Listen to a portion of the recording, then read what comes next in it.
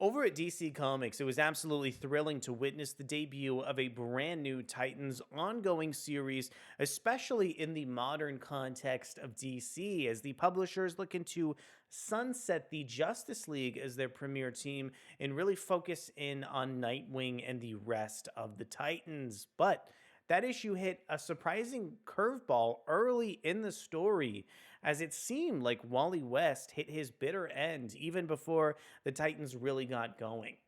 My name is Ariko Braddock, and today, let's go ahead and explore the tragic murder of the Flash over in the pages of Titans issue 2. But before we get deeper into the video, I want to go ahead and encourage you to consider subscribing to the channel and hitting the like button if you enjoy our content. And I want to go ahead and give you some context behind Titans 2 with DC Comics solicitation text for the issue. A Titan is murdered. Will the new era for the Titans end almost as soon as it's begun? After one of their own is found dead, the remaining Titans must look for answers before more blood spills. Can they outrun the horrible fate they've been dealt? Plus, a new brother blood rises as the team begins to fall apart. Want to go ahead and introduce our creative team over on Titans 2. This story is called Out of the Shadows Part 2, written by Tom Taylor, featuring art from Nicola Scott, colors from Annette Kwok, letters from Wes Abbott, and we have a cover coming in from Nicola Scott and Annette Kwok as well. Here's a look at the fantastic cover over for Titans 2, really focusing in on the kind of surprise passing over of Wally in the first chapter. And I want to extend a big thank you over to Adventures in Poor Taste for their preview of Titans 2. And I want to start by talking a little bit about the artwork for the story coming in from Nicola Scott. So one of my favorite parts about this story was the kind of opening sequence as we get a kind of flashback over for the Titans done in a more retro style, but in the context of Nicola Scott's art along with Annette Kwok's colors. I really think there is just such a wonderful kind of modern context to this issue. I think the kind of rounded line and astute sense of facial features that Scott kind of lends to each and every Titan really makes this series feel kind of unique and stand out even among other like big team books, whether they be over at Marvel and DC. Love these kind of big facial expressions and just how detail oriented Nicola Scott is as a creator. I especially love how in this flashback sequence, some of the older costumes for characters like Hal Jordan and Batman are utilized too.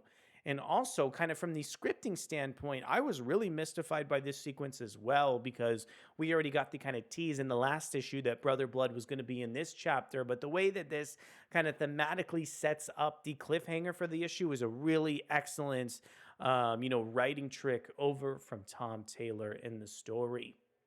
When it comes time for Nicola Scott to kind of jump into the future and get a little bit more sinister with the artwork, I think Scott does a great job kind of shifting gears over in the issue too. One other thing I noticed about the art across this issue that's really impressive is how some of these characters are posed as well. This stance over for Nightwing is super interesting as he's pointing kind of directly over to Wally, and I think just the level of detail in both of his kind of hands as well as his feet is actually just really, really interesting over in the story and really helped me get immersed into the issue as well. Also, I have to say here, I think the colors from Annette Kwok are really sharp in the issue, as this story kind of features a lot of shading, a lot of blue hues, and also does just a great job switching from the really kind of bright tone towards the beginning of the tale towards a bit of a darker tone as well. And I think that's really bolstered by the art as a whole in this story. I want to go ahead and focus in on Tom Taylor's script just a little bit for this series as well. I actually think that having this kind of twist over with Wally helps give this story just that kind of sense of stakes that it needs as well. I think the kind of intrigue that the issue kind of sets up over with that opening sequence is really fascinating. And I found myself just waiting for that follow up over with Brother Blood. When it does happen towards the kind of end of the cliffhanger in the story, I think that Tom Taylor and Nicola Scott did a great job kind of reintroducing that character with a bit of an updated status quo and a bit of a new context as well. I especially like the kind of Titan surprise over on the story as well. Elsewhere, I liked how Dick Grayson and the rest of the Titans are kind of working together over with Wally to kind of solve his murder before it takes place in the story to essentially try and undo it. I think that that kind of level of detail and attention to the characterization and additional subplot really gives this book the opportunity to kind of shine. Also, I love the fact that some of these little character moments that at first glance don't seem that they're going to have any kind of stakes or impact on the book actually do have quite a profound sense of change. As there's a one particular moment where Dick essentially lets Donna lead the team for just a panel, and this ends up kind of being referenced at a later standpoint over with the character of Starfire. I think that kind of internal animosity between the team that's kind of lessened very early into their conversation just gives this series so much depth and also makes me think that I really need to pay attention when I'm kind of reading these panels or pages because I have no idea when Tom Taylor is going to reference a scene as well. Also, I really like the kind of domestic setting over for the Titans characters in this series. I think the fact that we can have Titans interacting with each other in plain clothes really helps this book feel real and makes these characters have some additional kind of characterization opportunities that they wouldn't have had otherwise. So I think that this kind of status quo of having the Titans under one roof is a great idea over for the publisher.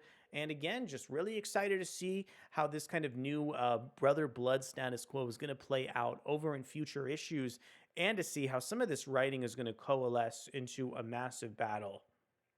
Well, those are some of my thoughts over on Titans issue 2. I think this was a really solid chapter of the series. Really love all the ways it kind of reintroduced some themes and ideas for the Titan characters. I think the kind of interpersonal drama between the Titans is really perfectly managed over from some of the kind of character poses over in Nicola Scott's art, as well as the kind of really tense conversations at certain moments over with Tom Taylor's writing.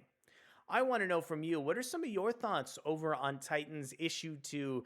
Did you enjoy this issue as much as I did? Let me know down in the comments below. Thank you so much for coming to check out our video review on the second chapter of Titans. We'll be back in the very near future to cover everything Titans, DC, The Flash, and Dick Grayson. Thanks so much, and I'll see you soon.